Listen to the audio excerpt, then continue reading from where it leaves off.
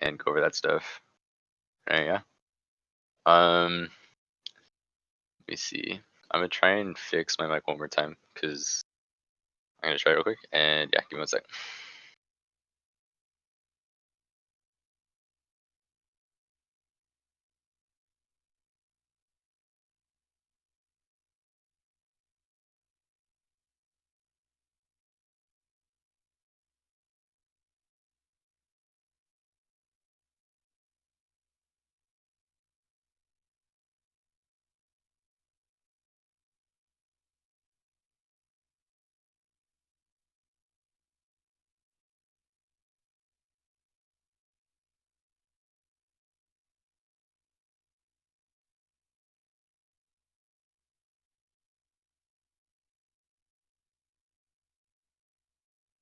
All right, can you guys hear me again?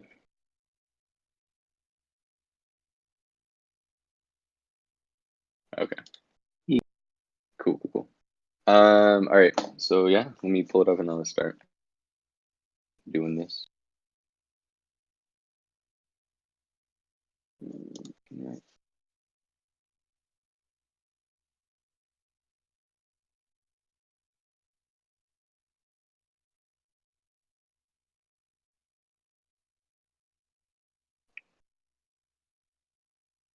Let me drag it over.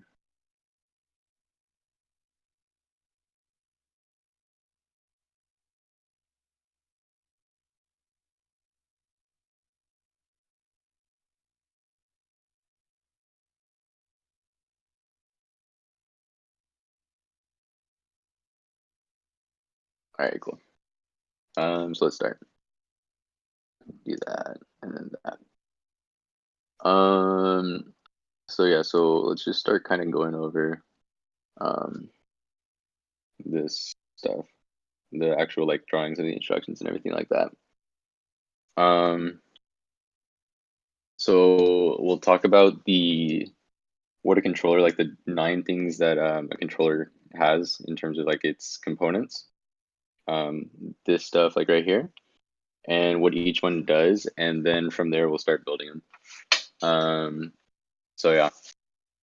Real quick, we'll just start from the top. So the register destination, this one, it goes to this mux here, right? And so this is needed, as we'll see, going from an R-type instruction to an I-type instruction. When we're doing an I-type instruction, this we use the RT, or the 20 to 16 bits as the write as well. And so in that case, what we're doing is we need this register destination to be 0 for that case. And then if for the register destination is 1, then it's gonna take those bits as normal. So when the register destination is 1, it's an R type, and when it's 0, it's gonna be an I type. If that kind of makes sense.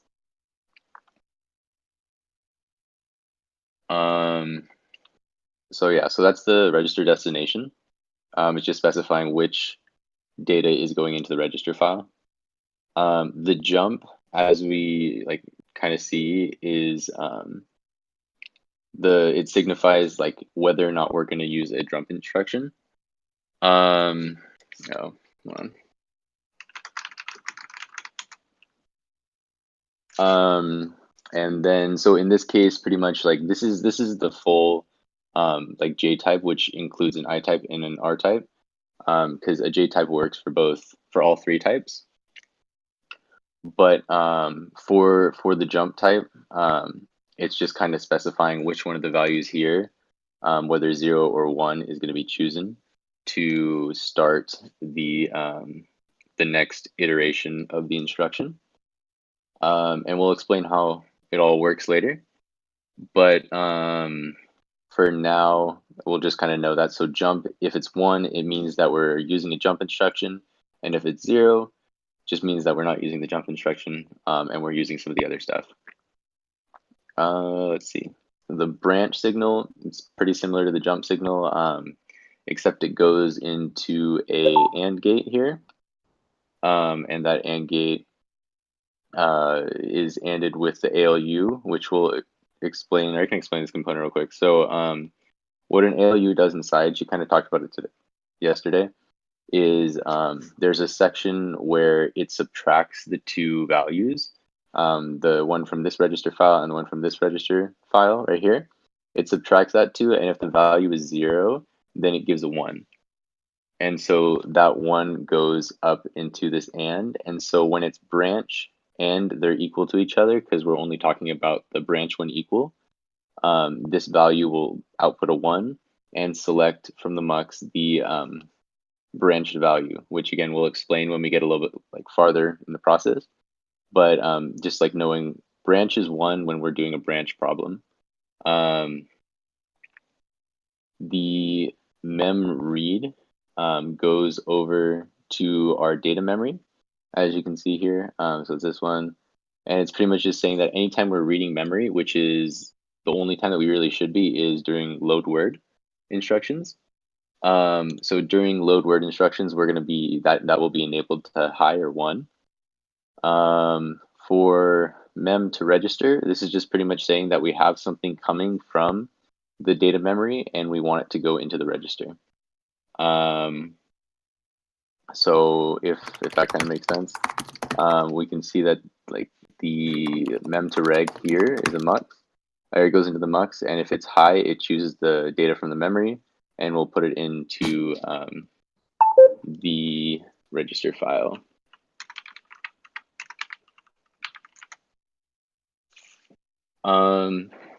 Let's see. The next one, ALUOP. The ALUOP, it's kind of confusing because like it signifies which like way it's going to decode, but it it also needs the function, which are these 5 bits we'll explain later again, in order to actually work. So the ALUOP is just a 2-bit value. In the case of our questions, it was either going to be 0, 0, 0, 1, or 1, 0. The ALU decoder is the second control, right? I don't think it really matters what order they're in. It just they're just kind of all there. The ALU OP is just the one that kind of like specifies, because like if you look here, or there's no examples here, but in like the actual construction of like all of the different options and instructions and everything like that, you can have ALUOPs and functions be different, and so it's just giving it more options to choose from for the ALU. For memwrite, it's the same thing that we were talking about memread earlier. It goes into the data memory and it's only used when we're writing to the data, right? Which is store word, because when we're storing word, we're storing something into memory. So that's pretty much like the only time that's used. And then ALU source is just specifying like, do we want to use the value from the second register, or do we want to use the sign extension? So is it an R type or an I type, pretty much? And then register write if we're writing to a register, which is pretty much any R type instruction. But yeah, so are there any like general questions about like these 9 things for now? They're kind of like self-explanatory if you read it, like, right? So register destination, it's like choosing which one of the registers to read from, or to have as the right register. The jump is saying whether or not you're doing a jump instruction. Branch is whether or not you're doing a branch instruction. Mem read is saying if you're reading memory. Mem to reg is just saying I am going to be writing something from memory to the register. ALUOP is deciding what operation you're going to do. Memwrite is saying you're writing to memory. ALU source is saying which value is going into the ALU.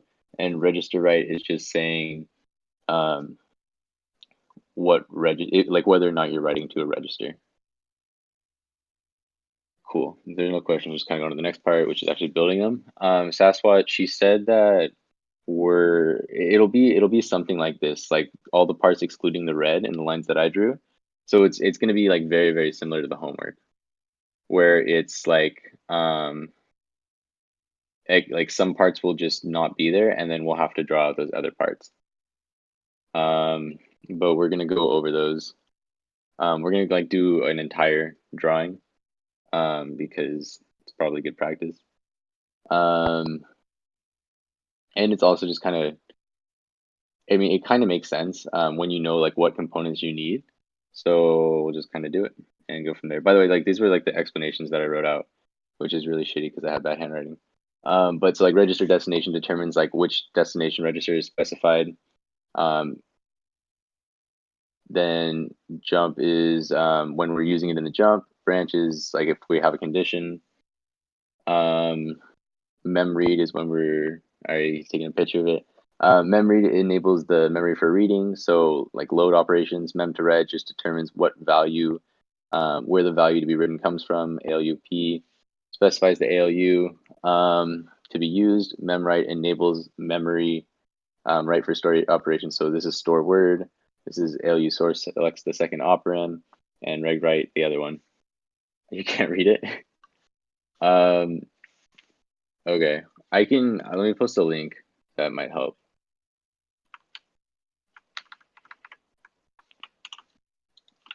I got you.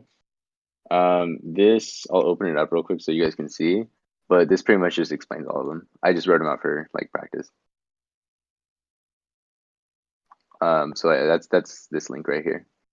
So it tells you what each one is. Just knowing what each one does is super helpful because then you can kind of know whether or not you got to use it.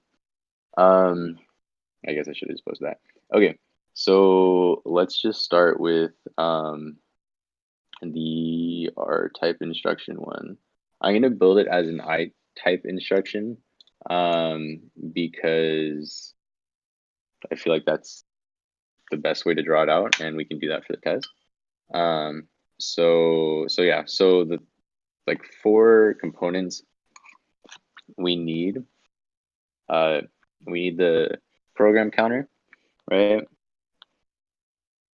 Okay, we need the instruction memory. We need a register file. I'm gonna move that down a little bit.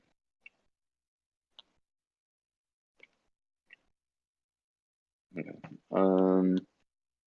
Need a register file, and then we need an ALU.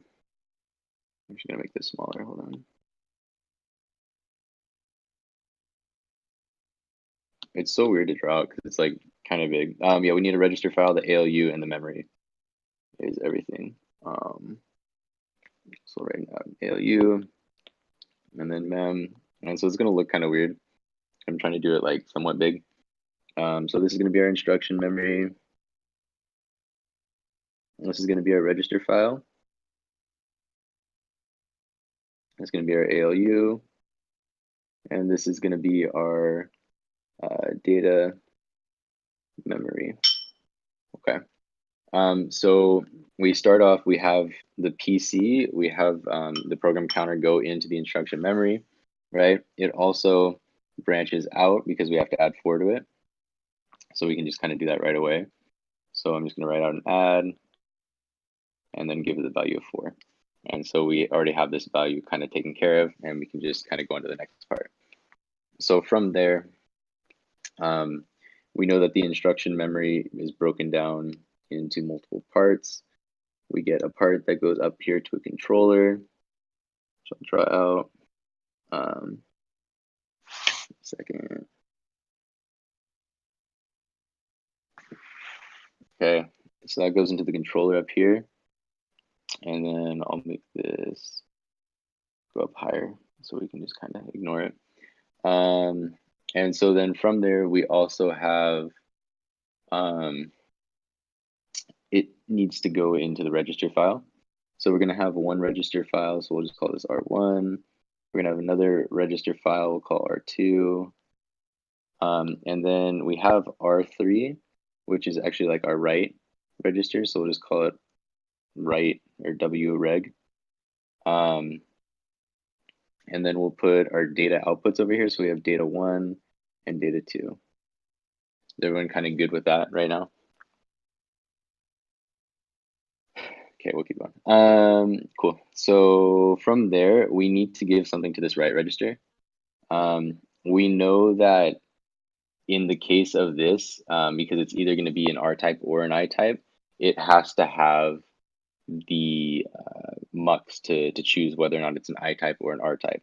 And so we'll kind of see that. Let me write out some of the bit sizes here, right? So the first bits that come through, this section is 31 to, what is it? 26, I believe. Let me see. Is that right? It's 31 to 26. Okay, cool. Yeah. And then this is going to be 25 to 21. This is going to be 20 to 16, or 20 to 5, 20, 19, 18, 17, 16, 16. Cool. And then we're going to have this come down so we can just kind of take those 15 bits and then we'll kind of keep going. So this is going to be into our mux, which will be a 0 and a 1.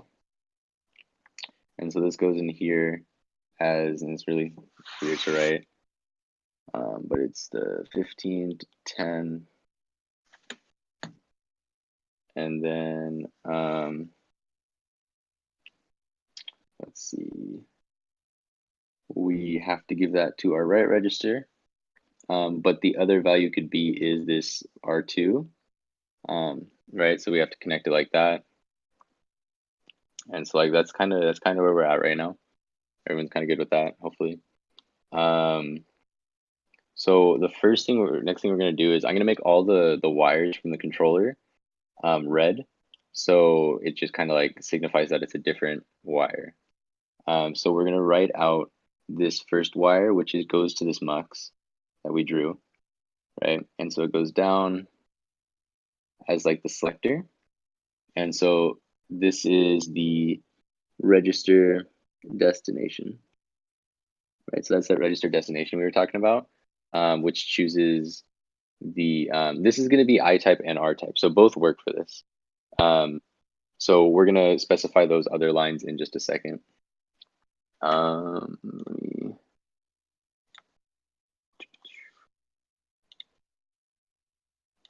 see, make sure I'm doing this right. Cool. So let me move this part real quick because we got to give one more thing to this register file. I forgot.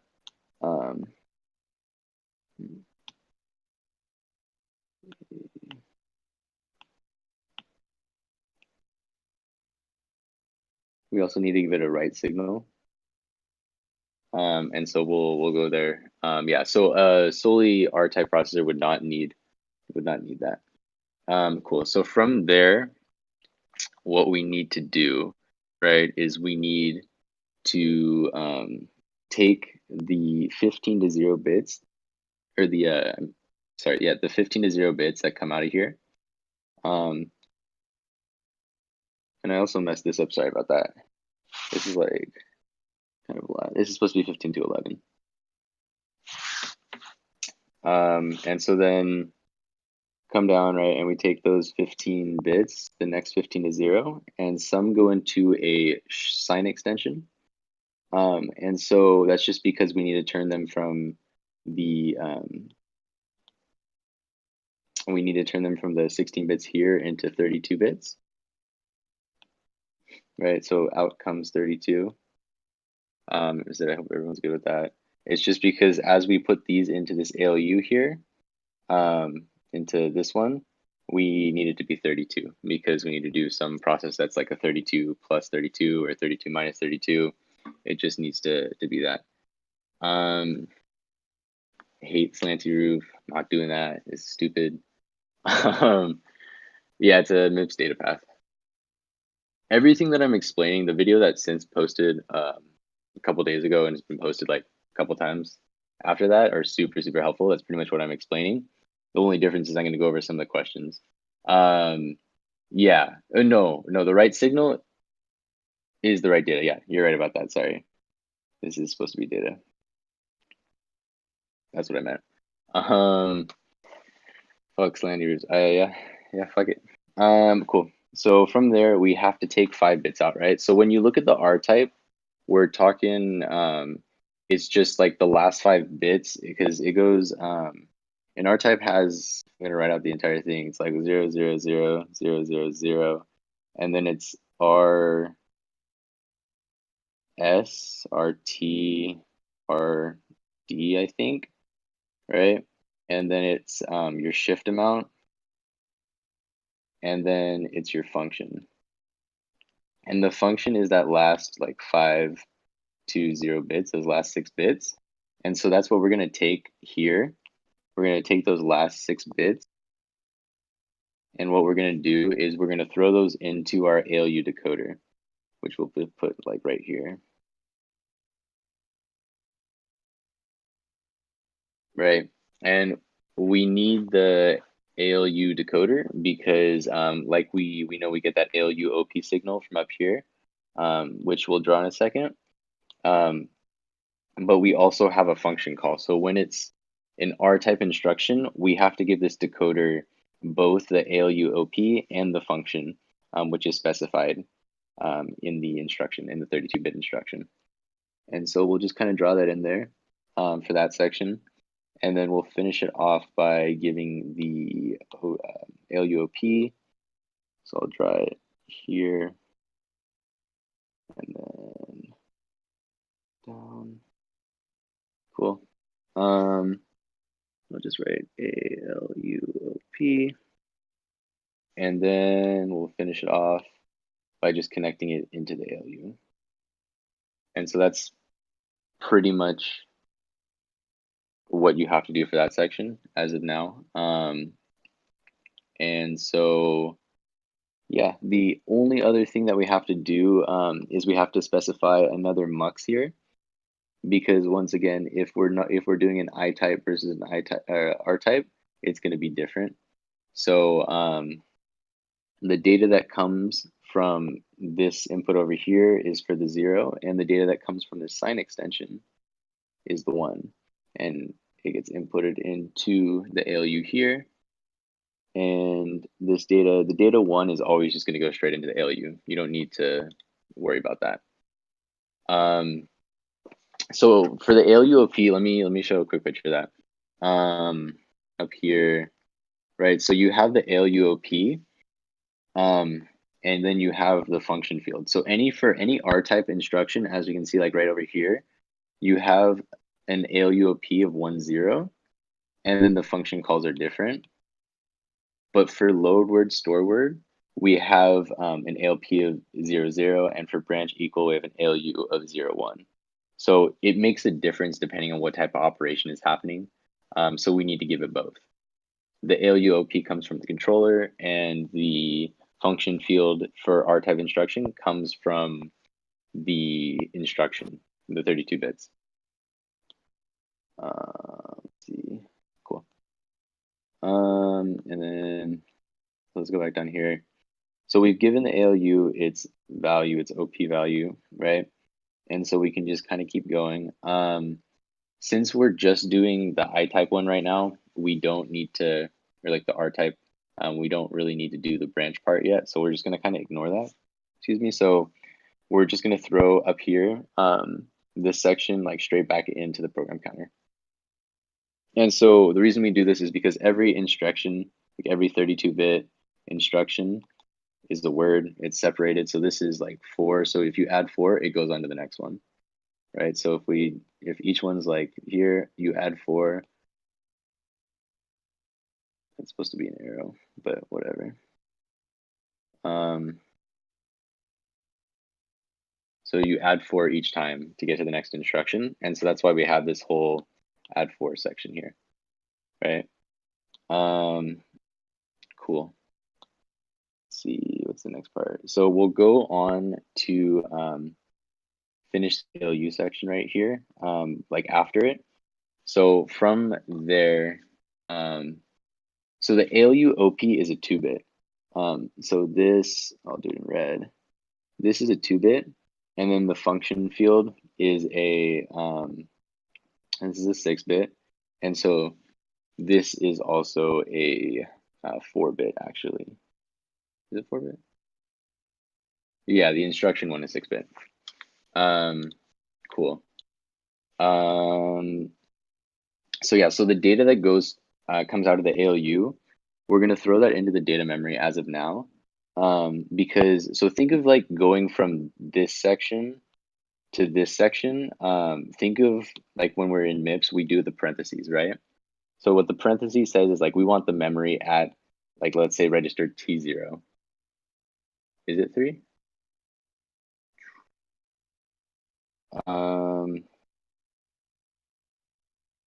The ALUOP is this one. This one up here is 3. But the actual ALU source, the one that goes into the ALU, is 4.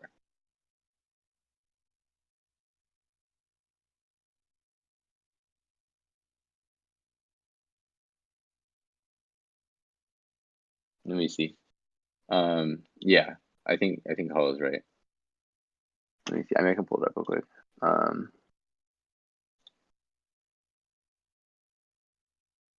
Okay. Yeah, it's 4. I think you're good. You're good. Cool. So I'll just leave that up for now. So the next, so for the ALU, sorry. So like going from ALU value, what does the Q3 average mean? No, we do not have to memorize all the opcodes. They're going to be provided. That would be fucking terrible. What is the quiz 3 average? I don't think they posted it yet on Piazza. But anyway, okay, so going from the ALU, right? Because the ALU does our instruction, it does add, subtract, whatever operation we need it to do into data memory. If we go into data memory, it just means that we're putting the parentheses here, right? And so if we put all the parentheses here, then it means that we're reading some data from inside of this like data memory. So in the case that we're not, we also have to take care of that. So this ALU value that comes off also branches out, right? And it goes along with the data that we're going to get out of the memory if we were to go in there and they go into another mux, which I fucking hate now. And so here is one of the values where you have to be careful. The data coming from the ALU that is not going into the memory has a value of 1. And the data that comes out of the memory is true when we have a value of 0. ALU to memory loads the address. ALU to memory loads the address, yeah. So again, like if we had a value stored in T0 and then we did T0 like that, like load word, T2, T0, it would just grab the, oh, is it the other way around? Oh, fuck, my bad. Let's see, like I don't even know. But yeah, it's 0 and 1 like that. I was right. See, I'm gonna drop this next quiz. But so yeah, so from there, we have 2 values. This is the value when it's an R type, and this is the value when we're doing like some like load word, store word, or load word operation, not store word. I don't know if that helps like understand, but that is just kind of like memorizing which is used when. Like the memory is like the RAM, right? So this section is only used when like when you're using load word or store word. That's the only time that you have to worry about this. Otherwise, if you're using any other like R type instruction or something, make sure that like whatever value here is correlating to this one. Data two goes in the data memory.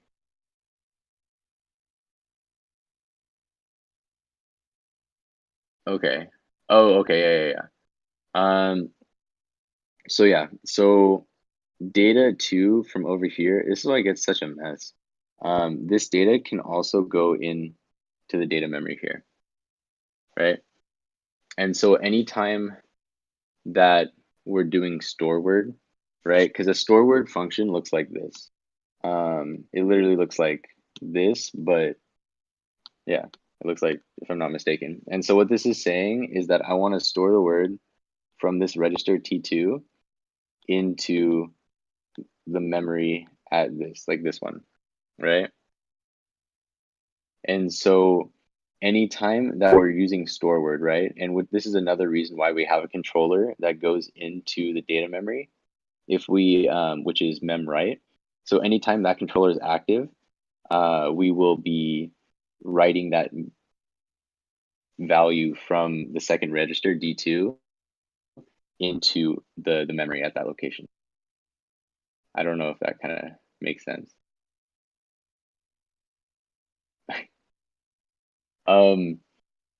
Yeah, I mean, if you memorize it, honestly, like you'll do fine for now. Um, when the final comes around, I have no idea. That's just gonna be a crazy final, honestly. Um, but okay, cool. So yeah, so it's like it just like it literally really matters what value is going to each one, right? So we for this one we have mem read, and we also have mem write.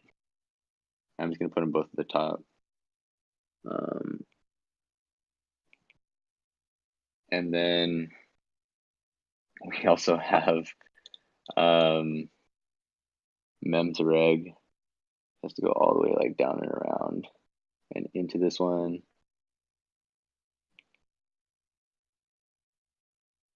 Right, and there's like still a bunch other ones. 3, 4, 5. Actually, I think for this one it's almost done. I know you have this this one's called like reg source, I believe, or right. And then we have to have one that goes into here, which is ALU source.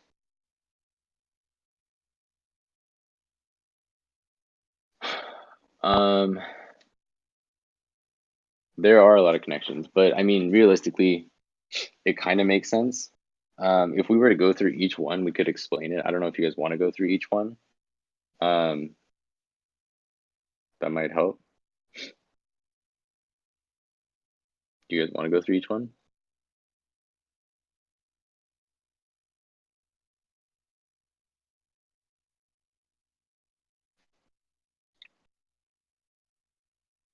Okay. We won't go of everyone over everyone. We'll just kind of explain it, right? So we'll talk about some of the basic operations right now. This I just finished, I think this one for R type. So we'll just kind of explain. So this is like what it would look like for an R type operation. For example, if you look here, this is what she gave us like as the answer. I forgot to connect the thing. You don't have to tell me. Cool. This one needs to go over to the right data. Good. I literally I thought about that as I saw it. So that goes over the over his right data, the data that comes out of memory or the R type instruction. So let's just talk about it real quick. So we have register what is it, register destination, I think. Yeah. So register destination, we have mem, they're going to be completely out of order. Mem, actually, I'm going to move these down and we'll kind of make a chart and then like hopefully that'll help. So we have mem read, mem write, we have mem to register, we have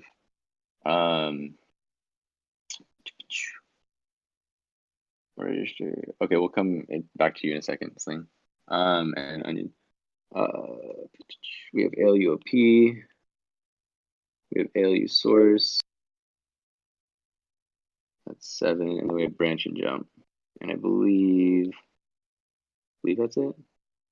Correct me if I'm wrong. 1, 2, 3, 4, 5, 6, 7. Oh, there's one more. What is it? Register, right? Cool. Okay. So, this one, register, right? We'll start from the beginning. So register destination. This is determined between like R type and I type, right? So anytime that you use like an immediate operation, so like addy, for example, is going to use like addy, add, anything like that where it has like an immediate value, is going to be used here. I don't know, sub, molt, or mul. Any of those are going to be like used here. Any R type instruction will make the register destination 1, right? So anytime that you write, you're changing the value of a register, it's going to be 1. For memory, anytime that you're reading from the memory, it's going to be 1. So the only time that we're really going to be doing that is load word. So anytime you see a load word instruction, it's going to be 1. Mem write is when we're writing to memory, that's store word, right? That's going to be 1. Memory to register is just saying that when we're reading memory, we need to realize that we're taking up that memory. Our type. I'm sorry, yeah. So it specifies. So like this one, for example, would be 1, and then this one would be 0, this one would be 0, this one would be 0. It just depends on how many you're given. So for example, any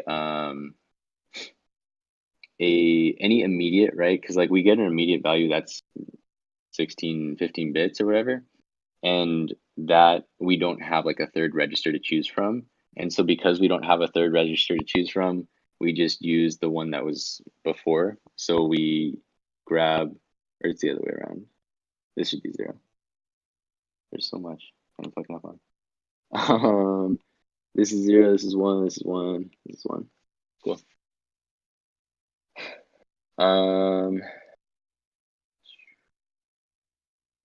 I think it's the other way around, right? Because if we draw it like this, we're saying that if it's 0, it's going to be an I, right? I mean, correct me if I'm wrong, but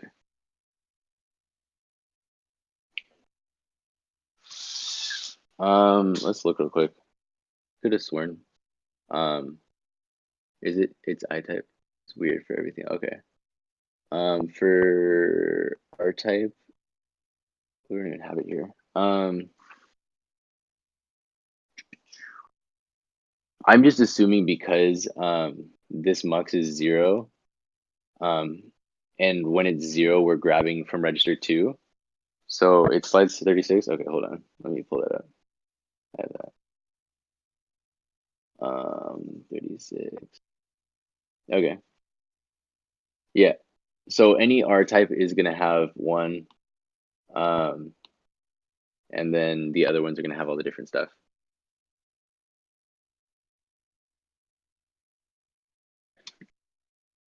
I don't know if people draw them differently or what. I mean, there's so many different types of data paths. It just kind of depends on which one we're talking about. But yeah, so in our case, R type is going to be a value of 0. And then I type is going to be a value of 0, and R type is going to be value 1. Yeah, she's gonna, or she's not gonna put all the signals drawn in. She'll say like there is a register. She'll like say which ones are there, but we have to draw the lines to them, if that makes sense. Or maybe she'll make us draw, because I know that she was talking about like making us know what's needed for a jump instruction. So maybe she'll make us know that there's like a jump signal needed for that one as well. I don't know. Hopefully not.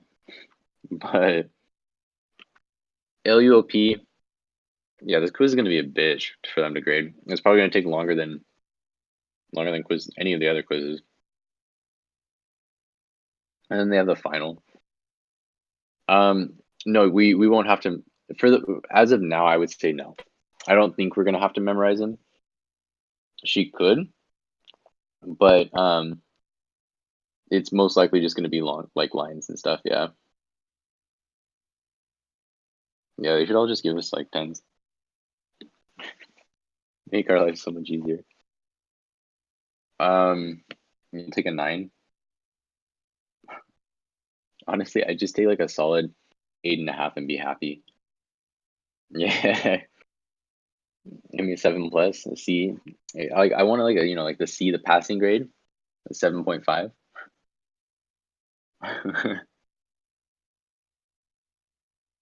7.65. What's the C plus, like 7.8? I'll take that. Shit. All right. Okay, ALUOP is going to be used in every single one, as we saw like above here, all the way at the top, all of them except for jump have some sort of ALUOP, right? So they have some value 0, 0 or 1, 0 or 0, 1, any of them. But yeah, it's just like that's that. Mem to reg is it determines what value is going from the data memory to the register, right? So that's this value right here, this line. And all it does is says like, okay, is it an R type instruction or a load or like a load word sort of thing, which comes out of the ALU, right? And so it comes here and it says, okay, well, if it came out of the ALU and it's an R type instruction, we want that value. And otherwise, if it came out of the data memory, like it was a load word or something, we want this this value over here. That's like the main point of it. It's just determining whether you want the value that was added in the ALU or the value after when it went through the data memory. Cool. I mean, I don't know. Do you guys want to go over like the next drawing, or let me finish this real quick. So ALU source, it's kind of like the same thing. Yeah, I can do that. I can do that after.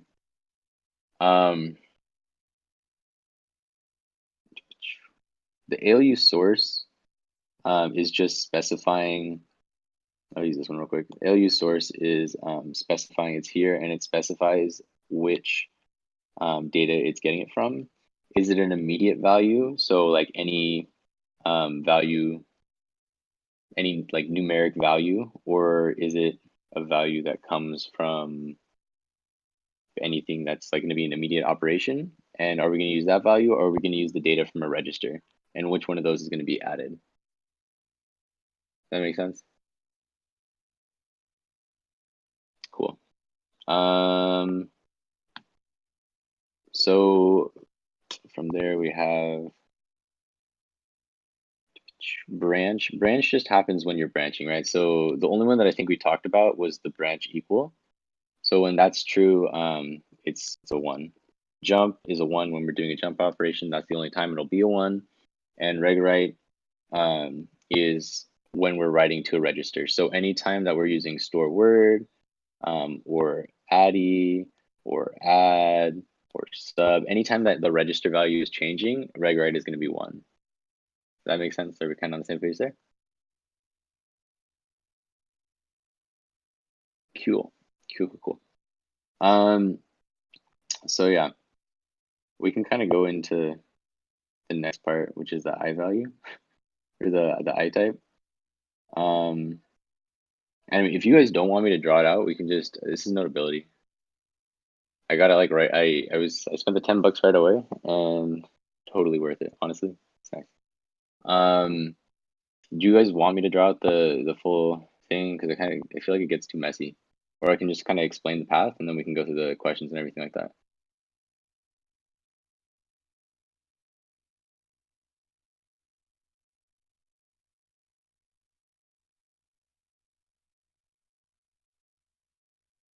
Okay, cool. Yeah, I felt like that got really messy really quick. Okay, so we'll just go over this real quick then. So this is the I type instruction. Everything in this one is the same, other than the fact that we have a branch signal, right? Which is this one. And then we have, instead of the program counter used to go, and I'll draw it in red.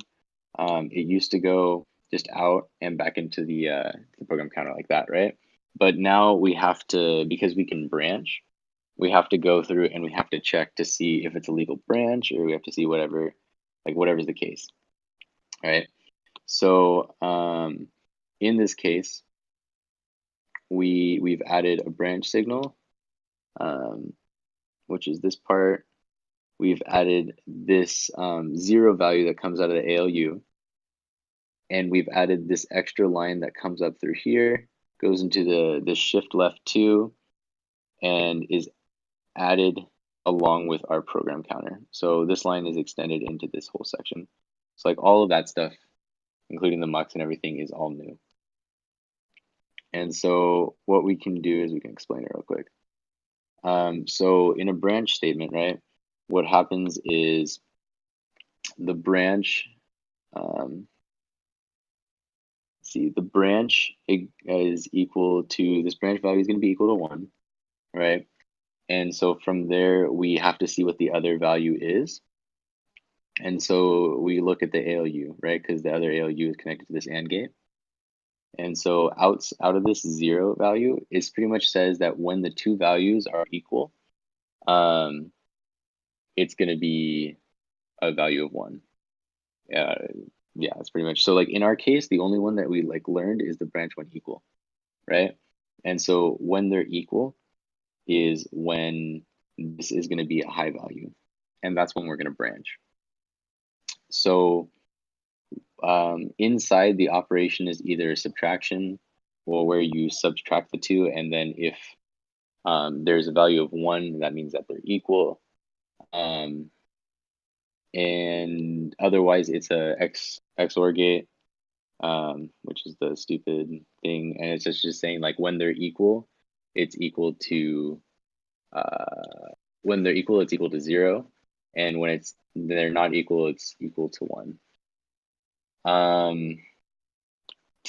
We don't need to memorize the RDRTRS, but it's given. Like one of these questions, like how they have it explained here, that's going to be given on the test, on the quiz. So that's kind of helpful. Cool. So is everyone good on like what two values go into?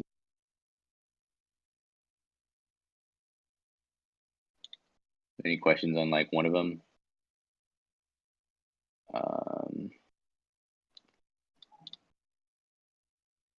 Yeah, they're I-type instructions.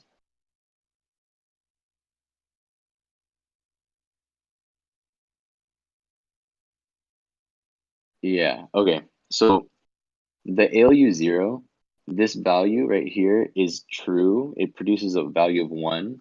In our case, when it's equal, when they're equal. So when this value right here and this value are equal to each other, it produces a value of 1 from here, which goes into this AND gate.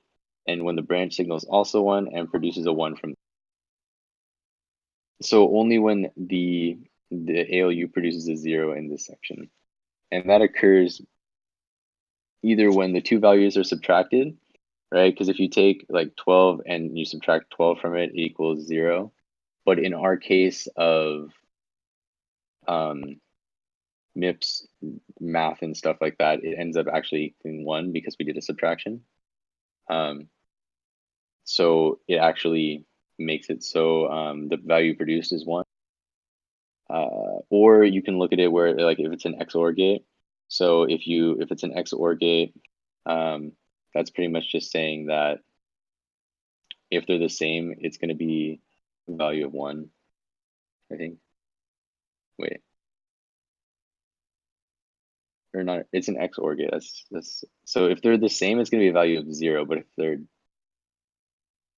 XNOR is what I meant, yeah. Which is the double line, right? So it's like that one. So it's like if is 0, but yeah, the 0 output's only necessary for the branch. That's the only place it's used. So if they're equal, it produces a value of 1 and it goes through. Are we good on that?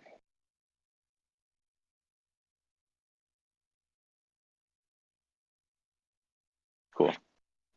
So the other part of okay, what's up?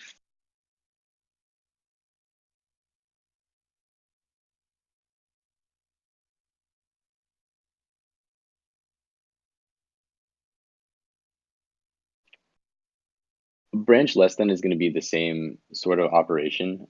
We didn't talk about it in class. We only talked about branch equal. So, and I believe that like the only one we're going to be tested on is branch equal. But in terms of branch less than, it's pretty much just saying like when it is less than, this 0 value will be true.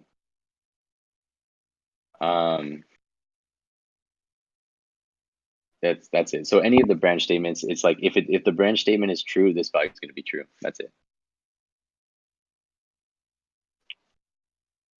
That's like the easiest way to explain it. And then hollow, it's gonna be like the homework. She's gonna give us like a good chunk of it, and we're just gonna have to draw a couple like adds or muxes or shift lefts or whatever the bullshit is. So speaking of the bullshit, for this next section, which is gonna be this part, we take the 32 bits that we sign extended. So this is the immediate, when you're doing an immediate, right? And when we sign extend it from the 16 bits to the 32, we go up here and we shift left. So pretty much what this does, and the person in that video explained it pretty well. He was saying that like if it's an immediate value, right, it's 16 bits, but we can assume that before it was 16 bits, it was 18, and then they shifted right twice, which like let them equal 16 bits. And from there, you shift left again to get those 2 zeros back at the end from which was the from when it was the 18-bit. From there, we use that and add it with the program counter, right? And that goes into the first value of the mux. So in terms of using a branch operation,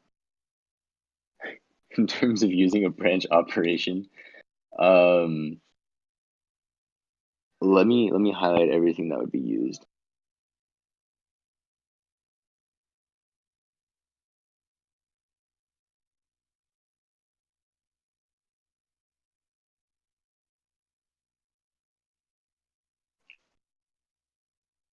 So it's gonna go there. It's gonna go through that one like that. Okay, so everything highlighted is what would be used in instruction, right? So if we're talking about, I'm gonna use my cursor real quick.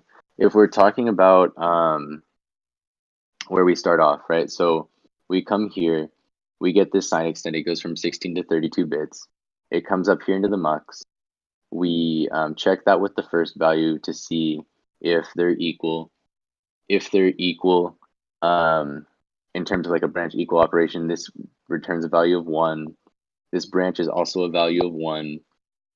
It goes into this mux and it selects the first value, which is the instruction. So let's just say that it was a, let's say our instruction memory, our program counter was equal to 17. And then our value, this this value right here, let's say that was equal to 5. And all that's saying is there's an offset of 5 from the 17. So it returns the value of 17 plus 5, which is 22. And so that's where the next instruction, so that 22 would follow this entire path and then go into the program counter and it would go to that. So when we use like branch equal, then that's pretty much what it does. In the case that we're not using a branch, it will select the 0 and then it'll just do the instruction counter as like normal, right? It'll just add 4 from it and it'll just take care of it normally. Does that make sense? So when we branch, we have to have the addition because we're adding an offset into what the program counter already was. And that offsets it to the proper instruction that it's supposed to be at.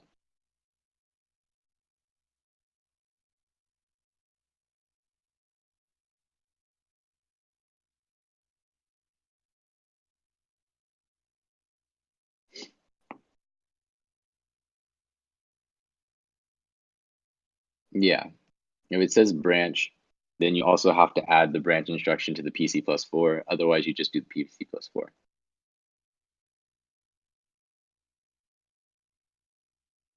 Cool.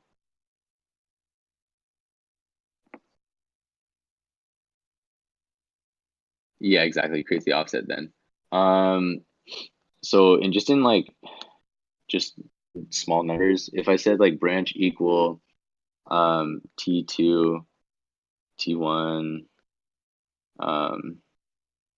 what is it? I don't know. Hello, right? Where T2 is equal to 7 and T1 is equal to 7, right? And let's just say that hello has an offset from where we are of 817. Then you would just take the program counter and add that 17 to it. which goes through, and then that value goes all the way through up to the end. I don't know if that makes sense, Gunny. And Hollow, yeah, the whole reason behind the shift is just because all values, all memory addresses or whatever are going to be some multiple of 4. And so when you shift 2 to the left, that's just saying that you're specifying that it always has to be a value, a multiple of 4, right? Because if as long as you don't have a 2 or a 1 in your value, it's going to be divisible by 4. I don't know if like that makes sense to everyone, but if you have 2 zeros in the front, that means that whatever value you give it, so let's just say the value is 20, right? As long as you don't add by 2 or by 1, it's a multiple of 4. I don't know if that makes sense.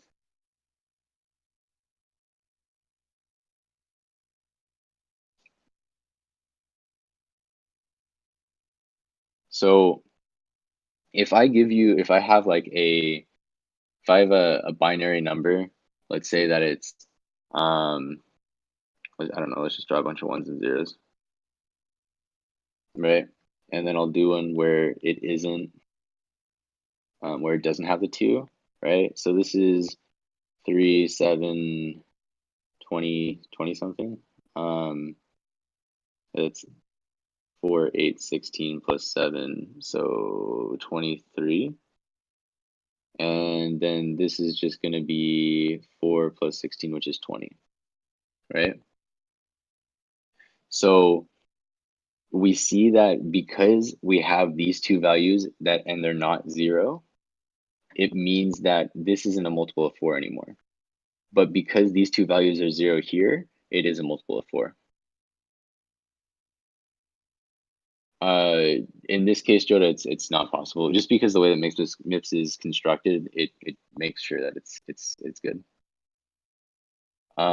Yeah, so it's just like, and if you have one of these two values as a 1, then it's just going to be like a value. It'll either be 23 or it'll be 21 or it'll be 22, but none of those are a multiple of 4. And so that's why we shift left by 2 here.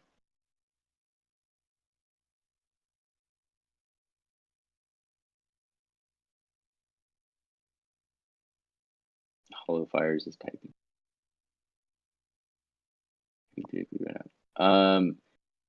Theoretically, you could. I think someone asked this after class, but it was like her answer was just like it won't happen. I think it's like to the extent like the simplified version was just like it won't happen with MIPS.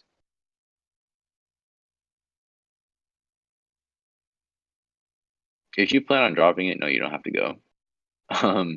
So if we added 7, the shift is not necessary.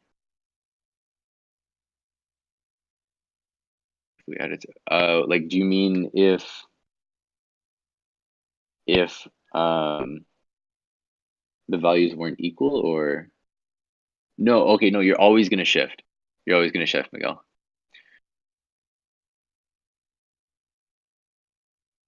Yeah, no.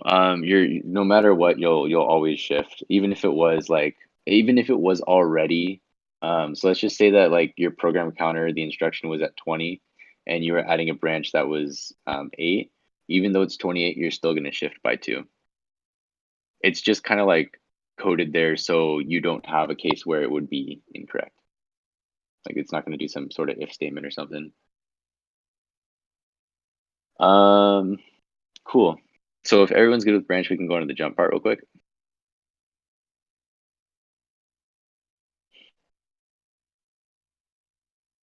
And the jump parts, jump is yeah, it's pretty simple. What all it does is the extension of this one, I'll highlight it real quick, is we add the jump signal, which goes here. And instead of that mux, this mux was the one that went all the way back into the program counter, but instead we do put that into another mux. And that other mux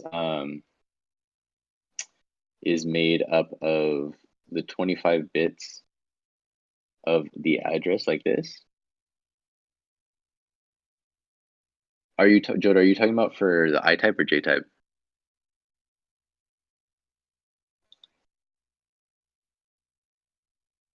Talking about I type, I think, right? Oh, okay. Yeah. You're right about that. Branch is I type, yeah. Okay, so for jump, right? This is the main these are the main parts. Um, so everything else is the same in a I type. Now what we do here is we have a new jump signal, right? So this is like the couple like main big things. We have a jump signal, which goes into a mux, which is pretty much specifying are we jumping or not. So anytime that there is a jump instruction, this value is 1. Otherwise, it's 0. Any time given. So if it's an I type, if it's an R type, or if it's anything else, it's going to be 0. But if it's a jump, it's going to be 1. That's the only time it's going to be 1. All right, and then we know that the jump address is created by the 25-bit address we're given, shifted left twice, so it becomes a 28-bit address. Is it 1 if it's branching, or is it's 0 if it's branching? Because this is this is the one that takes care of branching, and this is the one that takes care of a jump instruction.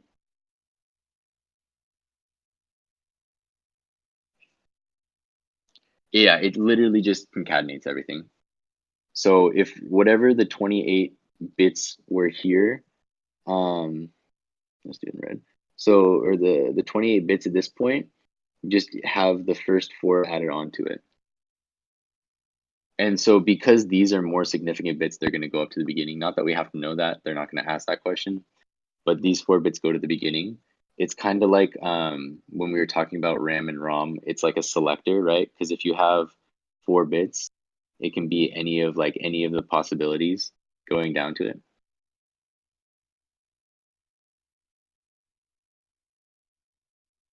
Um,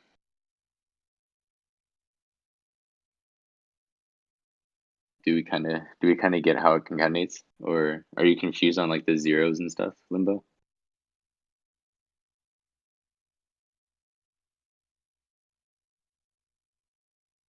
This section is like the idea if you had a mux, right? So let's just say you have a decoder, sorry, and so you have 0, 0, 0, 0, 0, 0, 0, 1, 0, 0, 1, 0, 0. Like those are all the different options that you have. Um, so like it goes on until they're all fulfilled, and it's just saying that like whatever the 28 bits you have here, you have that times this many more options over here. That's pretty much it. There's not like a lot. A better way to explain it, you just have to kind of realize that they're concatenated to get 32 bits because we need it to be 32 bits for the instruction. Either way, so once you have those 32 bits, they go into the jump here. And so this mux is meant, this mux here, doing blue. This mux is meant for jump instruction. And so when it's 1, we're going to be jumping. And so anytime there's a jump instruction, we're doing the 1. And bit shifters. The biggest thing is just remember you have to shift to the left twice here. And so you're just adding 2 zeros to the end. You mean way back? Oh, just in general? Oh yeah. Yeah, they're kind of stupid, honestly. Are they up? Okay. We can look at the quiz seats after and try and figure out where everyone's sitting. But other than that, like this is the jump type. You just add the extra mux here. You make sure you shift by 2 so you can have enough bits, and then that's pretty much it. They don't have any questions on this.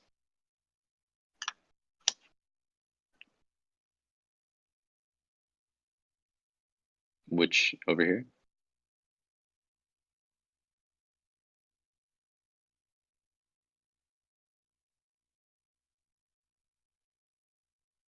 Cool. Do you guys want to go over this part of the homework?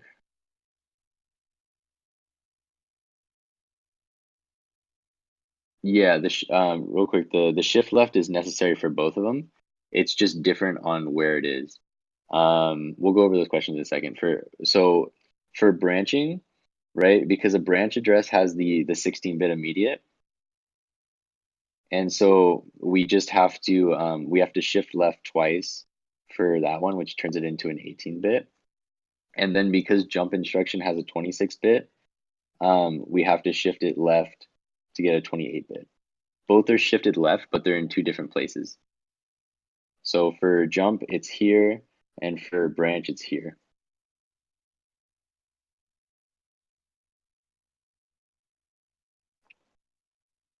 Okay, we're gonna go over the chart real quick.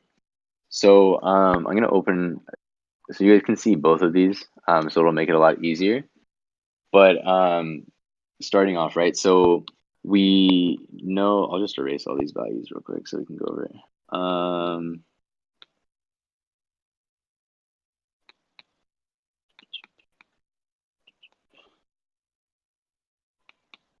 Okay, cool.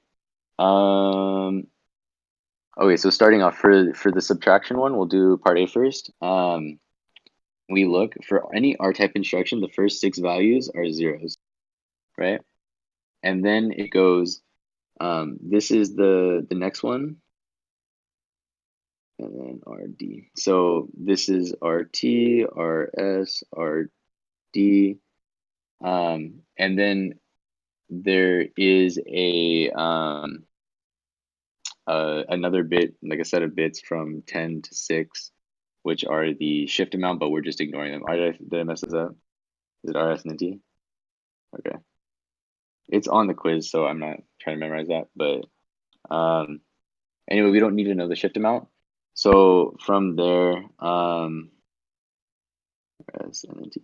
Okay, so for subtraction, we look at the instruction bits. It's going to be 5, right? So it's 0, 0. I'll just do it from the beginning. So it's 1, 2, and then 4. And I get rid of one of these. And then for 6, it's going to be 0, 1, 2, like that. And then it's going to be, for the last one, it's 4, so it's just 0, 0, 1. So all that we're doing for this section is whatever R it says here. So for R4 is equal to 0, 0, 1, 0, 0. R5 is equal to 0, 0, 1, 0. And R6 is equal to 0, 0, 1, 1, 0. Right? And all it's saying is like whatever this number is you just write the binary number for that. That's it. From there, you have the instruction bits. Because it's a subtraction, right? We look over here on the other end of the chart that we're given. And for the instruction bits, we're looking at the function field. And it's subtract, right? So we're going to write 1, 0, 0, 0, 1, 0. And that's that portion. And then the rest of it is like you have to kind of know what's going on, kind of. So for register, right? Because it's an R type, we are going to be writing the register, means the value is 1. For the ALUOP, it's given over here. So we look, R types are 10, so it's 10. And then the ALU control, we just kind of go down and we look at it. So the ALU control for this is 0, 1, 1, 0. And that's the first like section, part A of the question. Does everyone kind of get what I did there? Or do you want me to explain more? Any questions? Take a bite of food.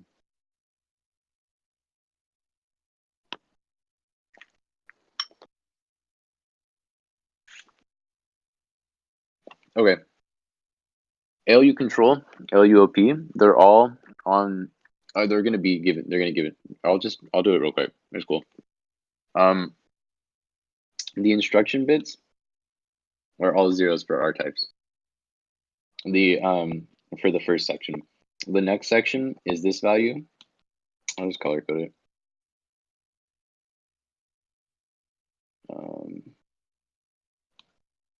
Then I'll fix this one. So this is pink. And then we'll do red. And so all it is kind of going through the first column. It is getting recorded. What do you mean, Akari?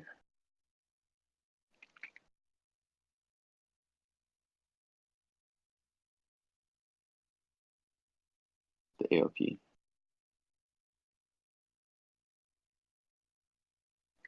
Okay. So the instruction bits. Oh, okay. So yeah, so like they're gonna give us all of these little charts, which kind of specify like what each one is. This is an R-type instruction, and the first 6 bits are 0. They just kind of told us. And then after that, we look at the registers. And so each of these values is just the binary number of what like number it is. So 4 in binary is this right here. 5 in binary is this, and 6 in binary is this.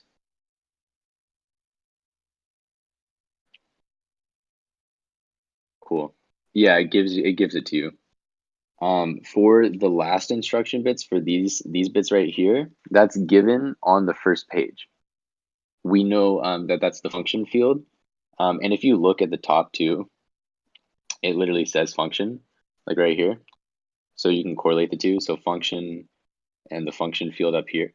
It's even spelled the same, FUNCT.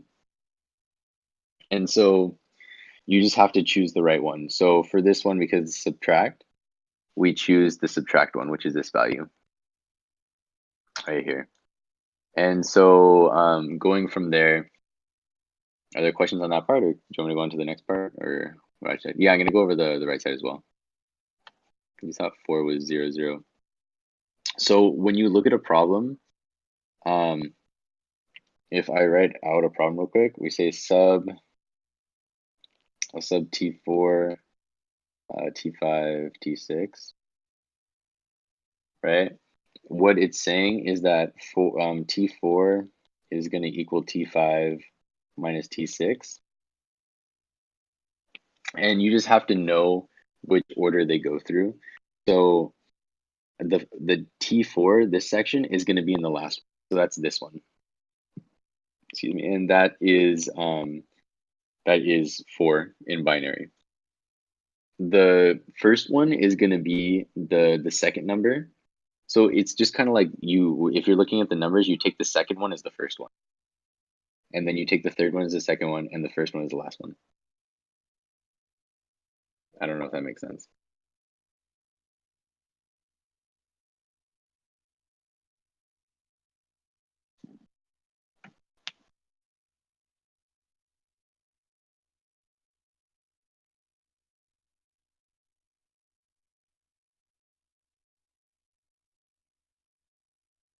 Okay, we'll go into the right. So reg right. This part, you kind of just have to know what each instruction does. For an R-type instruction, right, it goes through and it writes into a register, right? So T4 equals means that we're going to be changing the value of T4, right? And so if we're changing the value of T4, that means that the reg write has to be 1. And if you want to see like why, we can look over here at this section. I'll zoom in real quick. So when this register write is enabled, that means that this value is going to be written to it.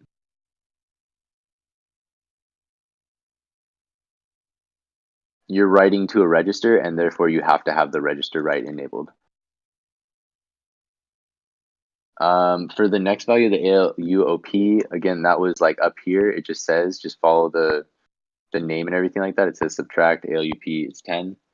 And then the same thing for the control down here, subtract is 0, 1, 1, 0. Cool. For load word, it gives us a number. It's not 0 this time.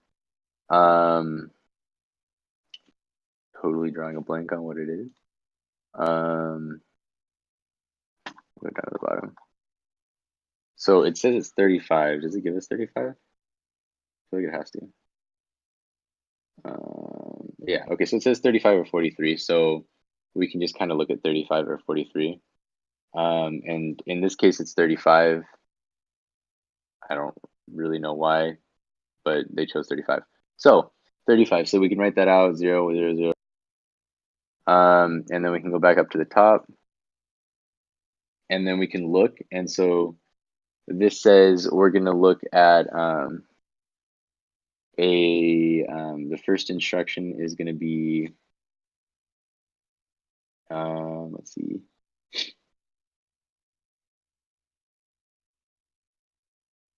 Wait, hold on. That means it has to be 32 down here again. Okay, yeah. Yeah, okay, cool. So we offset by register 2 plus an offset. So because R1 is equal to R2 plus the offset, right? So we say it's the same situation where we look at this sort of problem, the sub, where the second one is the first one. And so R2 is 0, 0, 0, and then R1 is 0, 0, 0, right? And so we're saying that we want to store R2 plus the immediate offset plus this in R1. Whatever value is there, we want to store that. And so this is R2, this is R1, and we just specify that by putting the binary number there. From there, we have to give it its offset. And so this is the offset. And so it gives us the offset 32. So again, we put 32. So it's just a bunch of zeros until you get to the last couple bits, where you can just write the number 32 in decimal. I think they did that.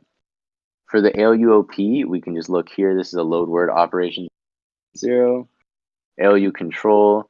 I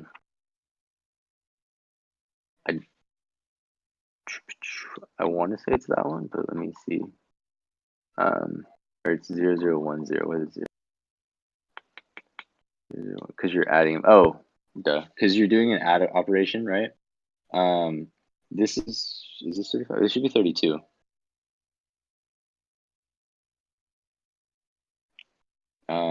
One plus 2 plus 32.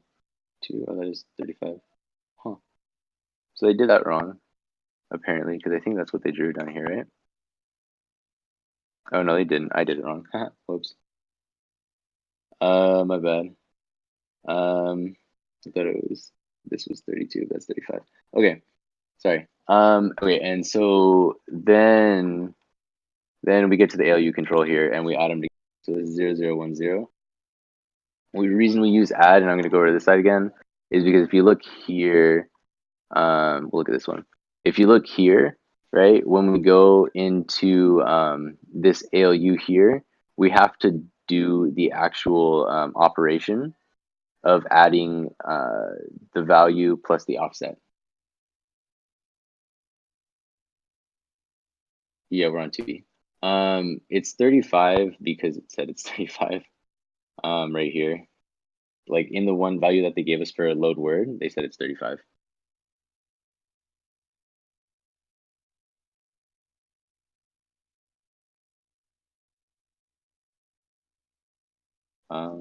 So let's go back down. Okay, so if it's load word use 35, it's store word use 43. So I'll write that. Load word equals 35 and store word equals 43. How you get the middle two instruction bit again? These two are, so in this case, a load word instruction. I'm gonna try and like write it right here. When you do the load word, so load word from T to wait, no, I'm sorry. It's T1 first. So it's T1, and then it's some offset. We're just gonna call it off T2, right? And so what this says is we're gonna store whatever is at this place into here. And so in the same way that we do an R-type instruction, where you take the second one first, we take this value right here, and we put that as the first instruction bit.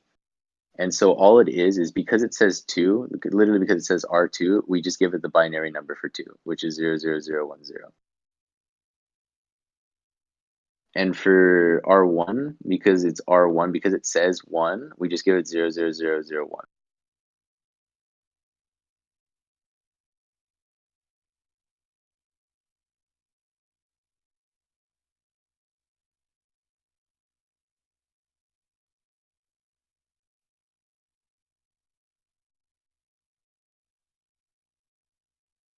Um, I mean, whatever the register value is. So like this is register 4, right?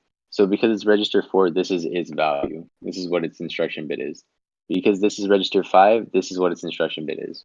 It's just 5 in binary. And then 4 it's 5 in binary here and 4 in binary here.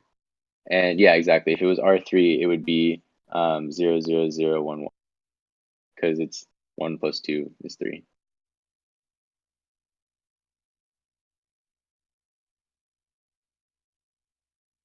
Cool. We're going to go on to this next part here. So for a load word instruction, for the register destination, and I'll just have this open so we can see it too, right?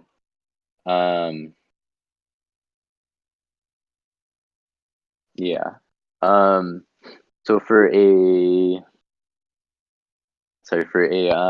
load word instruction, the register destination is going to be 0, right? Because we're choosing this value right here. The branch is going to be 0 because we're not branching. The mem read is going to be 1 because we are reading, right? The memory to register is going to be 1 because we're doing load word, which is storing a value from the memory into the word. Register write is going to be 1 because we're writing to the register. And ALU source is going to be 1 because we have to choose the immediate value to add into the ALU. And so because the immediate value goes into, choose that one. Is everyone okay with that? I can verify. Should be right. 0, 0, 1, 1, 1, 1. Cool. Is everyone good with that? Cool. Cool, cool, cool. Can I explain ALU source? ALU source. All it is specifying which value is going into this ALU here, right? So is it the one from the register file or is it the immediate value? And so the ALU source is the one that comes through and chooses. And when it is the immediate value, when we're doing, or like an offset or something, when we're doing load word, store word, addy, where you're adding immediate, it's going to be this one. Otherwise, it's going to be this one. Cool. So we'll do the last one real quick. So it's branch if equal. To make sure I'm not an idiot. Okay, cool. So if we look up at the top again, we say, okay, branch if equal has an operation code of 4, like we talked about, like someone mentioned. So it's 0, 0, 0, 1, 2, 4, like that. And then the instruction bits, we're saying that it's going to be 2 and then 1, I think. Wait, what is it? Oh, is equal to R2. Does it matter? I think it doesn't matter, actually. Or it does. If R1 is equal to R2. So we're going to do R1 first because it says R1 equal to R2, right? So this is the binary number for 1 as a binary number for 2. This is 4. But and then the instruction bits is going to be branching to our next offset, which is 16 specified here, right? So it's going to be and it has to be 15, so it's 0, 0, 0, a bunch of zeros, and then it's going to be 2. No, it's going to be just be 16, so it's 2, 4, 8, 16, like that, which is equal to 16. Does that make sense for everyone? And then if we look at this section here again, ALU source is going to be 0, right? Because in this case, what we're doing is we need to compare this register against this register. So they both need to go in here. They both need to go into this ALU. And so then but because we're doing a branch, that means the 0 is going to be 1. In this case, especially because they gave us the two values, so they said R1 equals 85 and R2 equals 85, that makes it so this is equal to 1. If one of these wasn't equal to 85, then the 0 value would be 0 and actually work. But because they said it was that, it's given. I think they gave it to us somewhere. They gave it to us. So for a branch instruction, it's 4. You just have to go through the quiz. It'll be there somewhere there.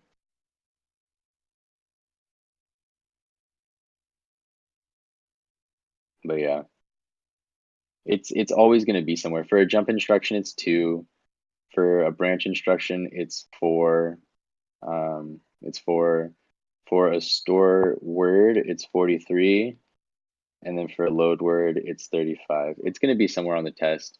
It's just like, it's kind of like stats, right? Like if you're given a bunch of text and it's like, can you break it down into a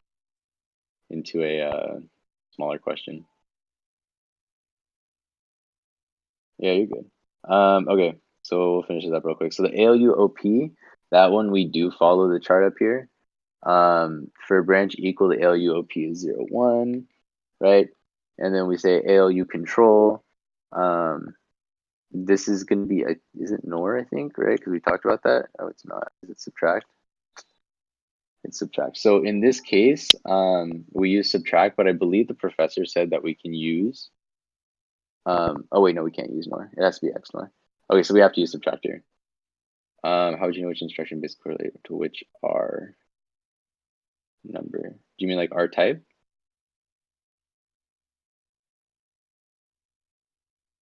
Or which mean which R like value in here?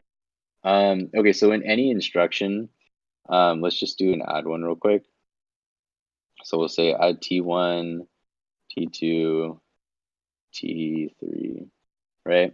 So it's just kind of like knowing, honestly, but you're gonna say that this is the equal, right? T1 equals T2 plus T3. And so I'll explain that in a second. So it goes left to right and the destination is last. So if you just kind of take this and move it over to this side, so you say T2 plus T3 equals T1, that kind of makes it a little bit easier. Does that kind of make sense? Like just move the T1 to the other side and then do it like that. That's like the easiest way to explain it. I don't know why. I'm sure there's some reason. I don't know if someone knows, but that's kind of just how it is. Yeah, so in this case, because the only operations they gave us here are these, for controllers, are these 6, right? And so we can't use nor, we can't use and set on less than, so we have to use subtract. So what we do is we use subtract in this case, which is 0, 1, 1, 0. And we use this because we say if 85 minus 85 is equal to 0, then we give it a high value.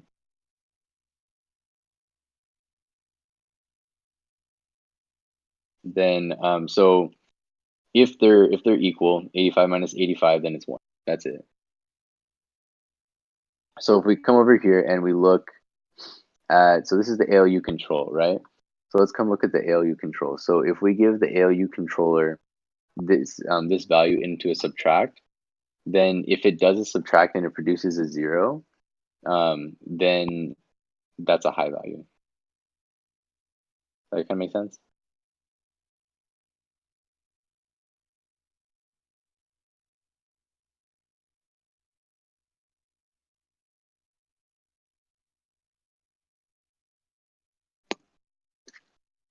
So ALU control isn't something we have to calculate. it's it's just the values given to us, right? But what it does is it controls what type of operation the ALU is actually going to do. So in this case, we want the ALU to do a subtraction, right? Because if it's 0, we want it to tell us that. We want it to tell us that it's a high value and that we can branch, because we want to know. I think my headphones died. Hold on.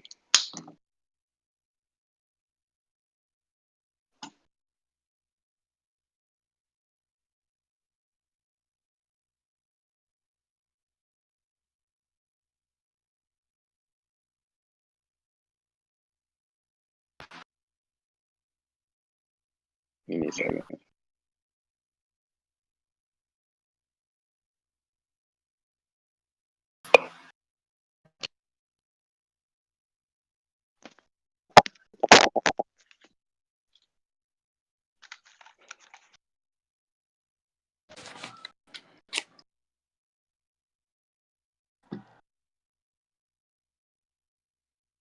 All right, I just changed it, so hopefully this works a little bit better. All right, so the ALU control is just pretty much saying that like this is the type of operation you're going to do. For our ALU, we want it to be true when the two are equal, right? So we say that if 85 minus 85 is equal to 0, then it's true. So we use a subtract because that's what they gave us. They gave us like these 6 operations, and the only one that we can use to say if something's equal, right, is going to be a subtract. We don't have enough ands to do it. We don't have enough ors to do it. If we add them, that doesn't tell us anything, so we use a subtraction.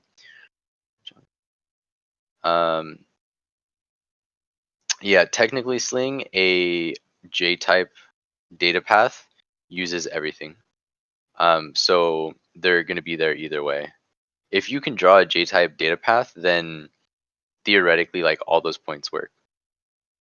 Like all the R-type work, the branch equal work, the load word, store word, and J-type, they all work. So if you can do that, then you should be good.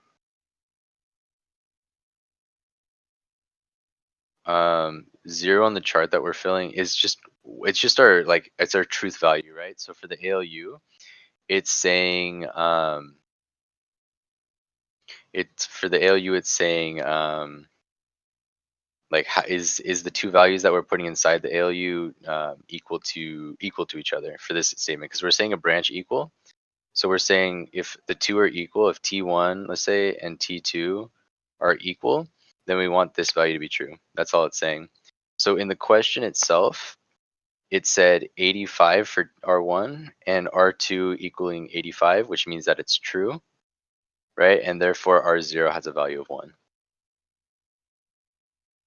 And we can see over here that like it has to be 1 with this AND gate in order to choose the correct value.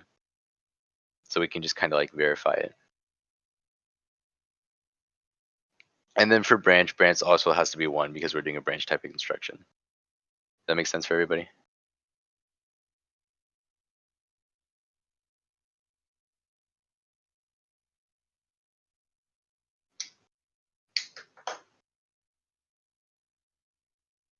Cool.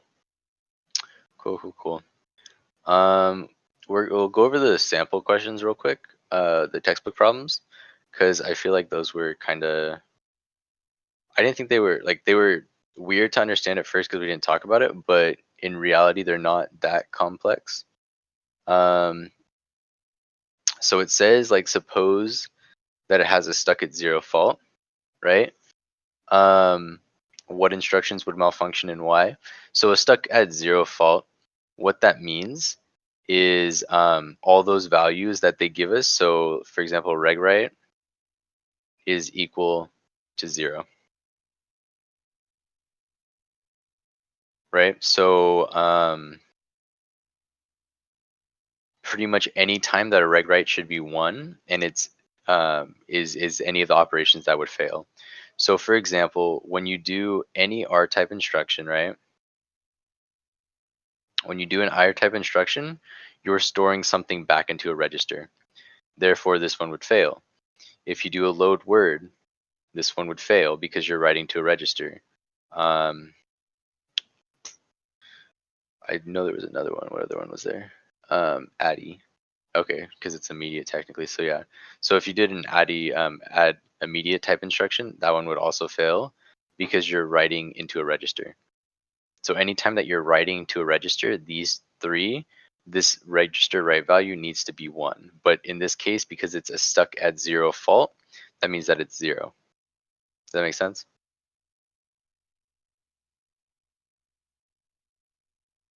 Okay, cool. For the next one for ALUOP, uh, right? If it's stuck at 0, right? The ones that are going to be wrong are just R type instructions, right? And the reason why is because if we look over at our sample problems, right? What R type instructions and technically the branch equal as well. So I guess that should be branch equal. But because they're not 0, so they're 1 and 2, and therefore if the ALUOP is stuck at 0, then you can't get to those instructions. Does that make sense? Cool. Next one was memwrite, right? And so memwrite, and the only thing that memwrite does is use store word. So store word would fail when it's 0 because when you use store word, memwrite has to be equal to 1. So it's just kind of understanding like when certain things are used and like what each one means. So it's the same thing except if it has a stuck at 1 fault, it just means that they're 1, right? So if we were to go here and we're to look at 1, let's see. For register write, if it's equal to 1, that means anytime that we're not doing something. So if we're doing a load word or a store word, no wait, no. If we're doing a load word, or a store word, sorry. A store word wouldn't work. What other ones do they say? Branch equal and jump, I guess. That makes sense though, because if you look at it, right, it's gonna start writing.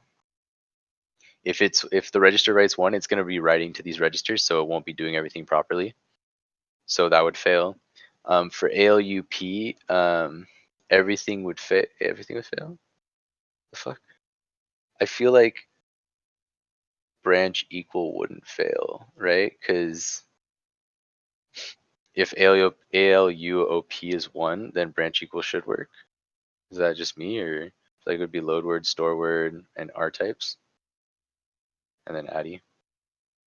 Does that make sense?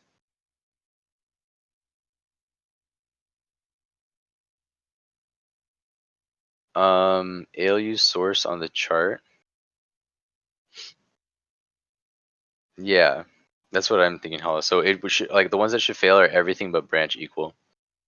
The ALU source is the I'm sorry, the ALU source is choosing which one of the types you're gonna choose. You go into, right? So it's this section. Sorry. It's this part right here, right? So it says, am I gonna take the one from the register file, or am I gonna take the immediate value?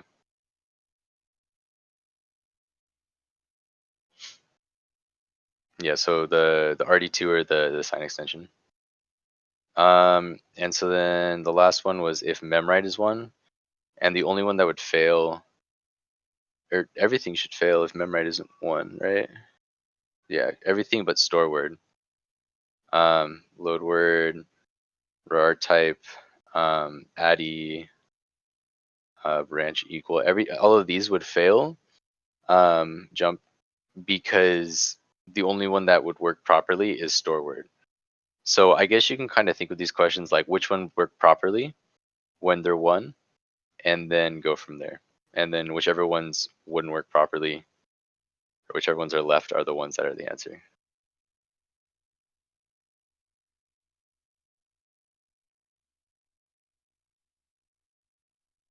Cool. Is everyone good with that?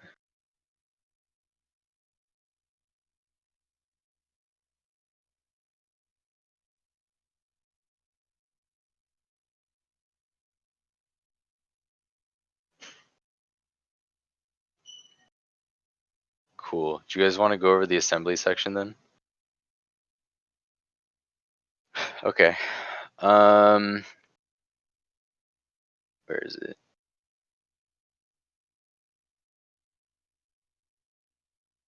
Cool.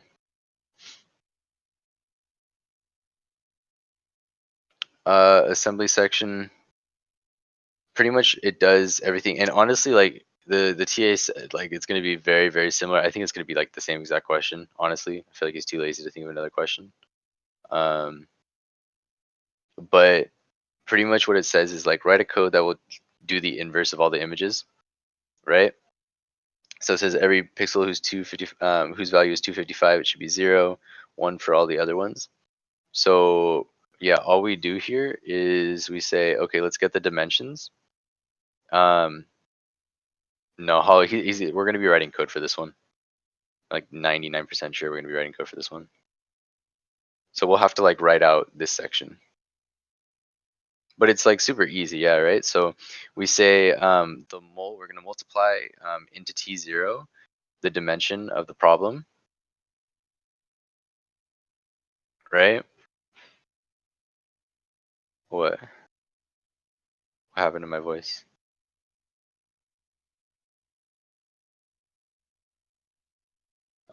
For sure, it's Discord. Um, so yeah, it's puberty. It's exactly, yeah, 20 and still going through puberty, obviously. Um, but okay, so um, and then we're gonna load, like this is a program counter, right? So this is just saying that we have a counter, and then we have our load 2, t2, which is just saying the number we're gonna subtract by. And then our loop or any function, whatever you want to call it, all it does is it says, okay, we're gonna branch if it's greater or equal to. So if our counter has reached the end of the dimension of the picture, we're gonna go to I'm gonna call it n, just makes more sense to me. And then we're gonna load byte and sign, right? And we're always loading in sign when we're talking about pictures.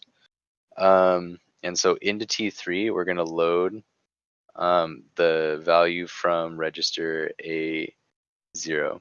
And we use A0 because it says that's the input buffer address, right?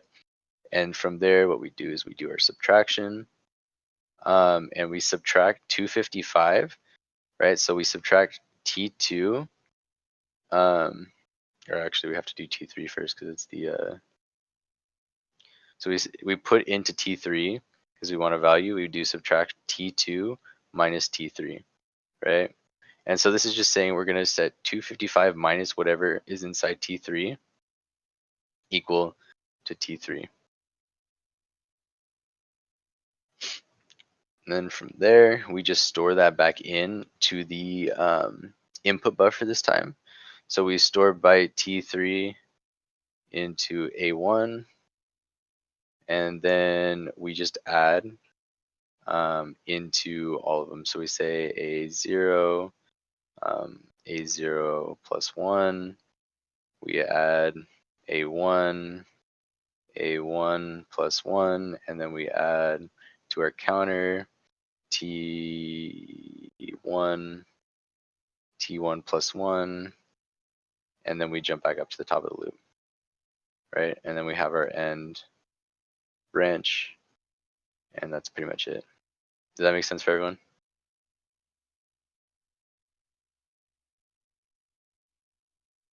So you're literally just going through, it's like it's like a while true loop. So while you haven't reached, you haven't reached the end of the dimension, then you just do everything and you store it inside. It's pretty simple. This was a pretty simple problem. Cool. Is that it? Are there any other like big questions that I might fuck up or answer properly? We'll see.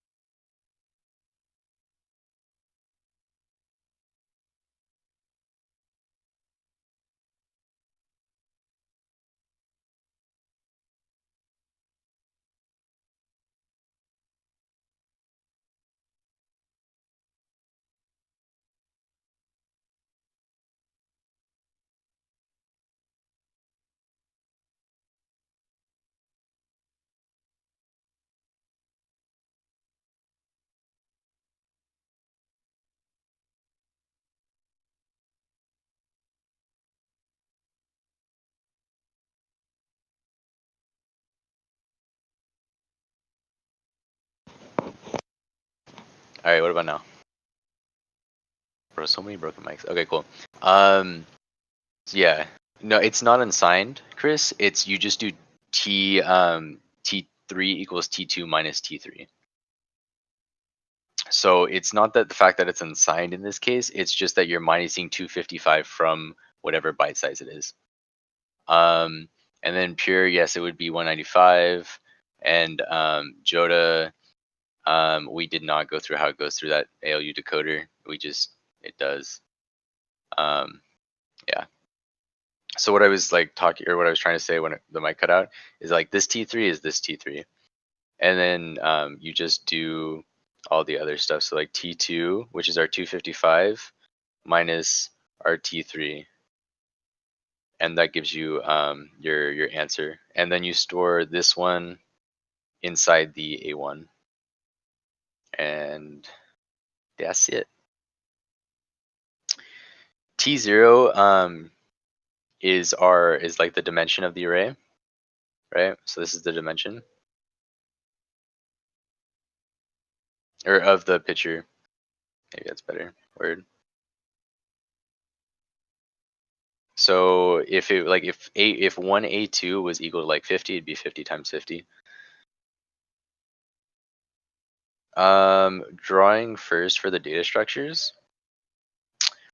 I personally think that drawing out all the blocks, which is kind of like I would say, okay, you need a register file. There's an ALU, there's a data memory, right? And then there's a program counter and an instruction memory. And then from there, I would just start like drawing the lines and stuff. You know that you have 4 inputs in here technically. You know that one comes from over here. And then the other ones kind of just like are connected if you're mux. And then that goes into it. It's like those two and that. So you just do a bunch of stuff with that. I would just start drawing out the 4 blocks. And then go from there. And definitely do the controller. So there's 5, I guess. But they're gonna give it to us, so I don't know what I'm saying here. They're gonna give us the blocks. All we have to do is kind of go on from there. So it's just gonna be like drawing the muxes. So just know where the muxes are supposed to go, right? For the R-type one, there's 3 muxes. Where are they? For this one, there's 3 mux, right? There's this mux, and this mux. And that's pretty much all you have to do for a question like this. And then for this one, it already gives you all that stuff. All you have to do is do this sign extension here, and then do this whole like add section with this mux and the branch. And this 0 value, and that's like this section. And then for the jump, it's kind of like similar. You just add on the bits here, and then you just do like this mux, and then it goes into it like that with this jump signal.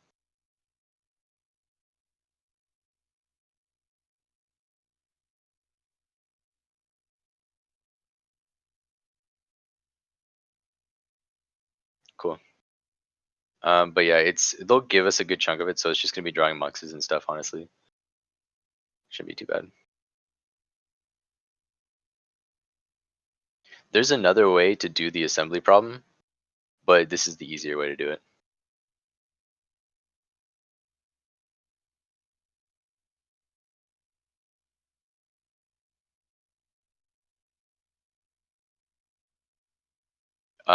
So there's a function, or a function. There's something called X or let's see, or not. I'm sorry, that's what it's called. So you do not, and then that just does the opposite. So for example, it might look something like this.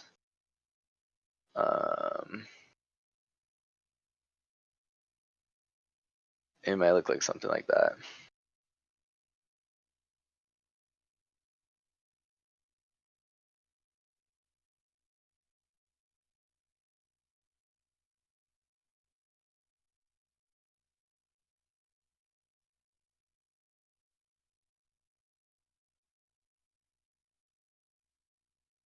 That's another way to do the solution. So pretty much like for this, you're saying that they moved everything. You don't have to move it, right? So you can just leave it, and then you could say that T1 T1 is equal to A2 times A2, and then use that and branch onto it. I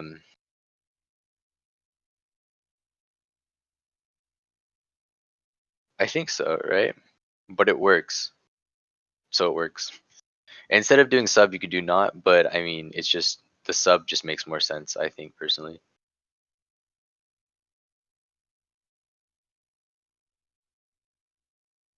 But it's totally up to you guys.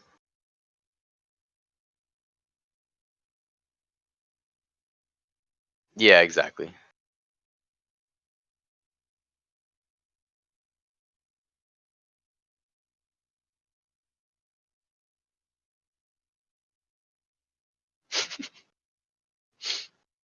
Stop sounding smart. All right, cool. Um, you would probably mask this one with either zeros or ones, I think, right? It doesn't really matter. It's just going to turn them into their opposite value. Or you would mask it with ones, I think, because you want the ones to be zero and the zeros to be ones.